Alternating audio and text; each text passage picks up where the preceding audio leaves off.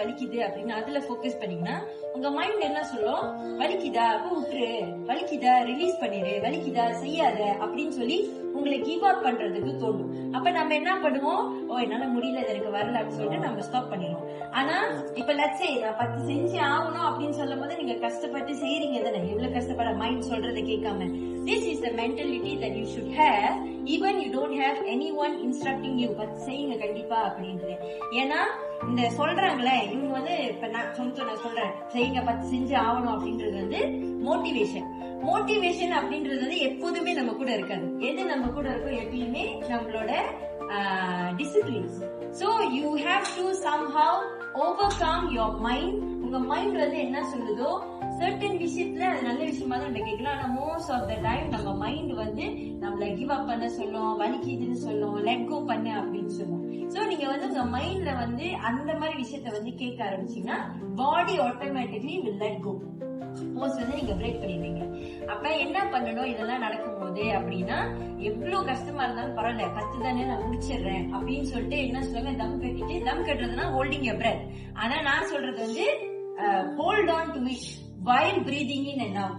So breathe in breathe out பண்ணும்போது என்ன நடக்கும்னா உங்களோட கவனம் இந்த வலிக்குது அப்படின்றத விட்டுட்டு இங்கிட்டு வந்து மாறும். You will become more relaxed, you will become less stressed. அப்ப பாடி வந்து என்ன சொல்லும், ஓ பிரீதிங் நார்மலா தான் இருக்கு, அப்ப ஒரு டேஞ்சரும் இல்ல, நம்ம ஓகே தான் இருக்கும் அப்படின்னு சொல்லி மைண்டுக்கு சொல்லும். அப்ப இந்த மைண்ட் வந்து லெட் கோ பண்ணிருங்க அப்படின்னு வந்து சொல்லாது. Same thing you will apply in your life.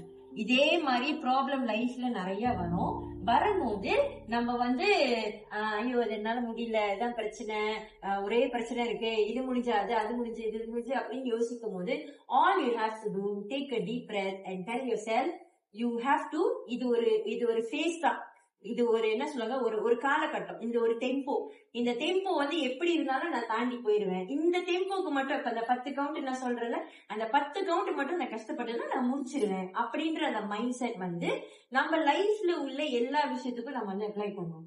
So whatever that you do on the mat, you are actually training your mind, not only your body. நம்ம மைண்டையும் சேர்த்துதான் நம்ம வந்து ட்ரெயின் பண்றோம்.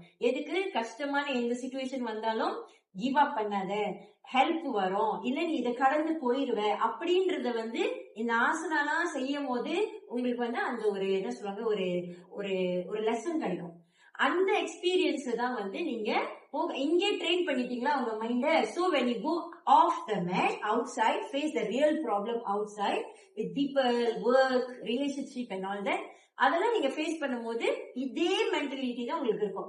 அது கடந்து போயிடல, அது என்ன பெரிய பிரச்சனை இல்ல அப்படின்னு சொல்லிட்டு இது இவ்வளவுதானே, இதை எனக்கு தாண்டி போயிட்டுன்னா இது முடிஞ்சிரும் அப்படின்ற மைண்ட் செட் வந்து நமக்கு வரும். So don't under estimate whatever asana that is being given to you. அது ஆக்சுவலி அது பின்னால வந்து பெரிய பிலாசபி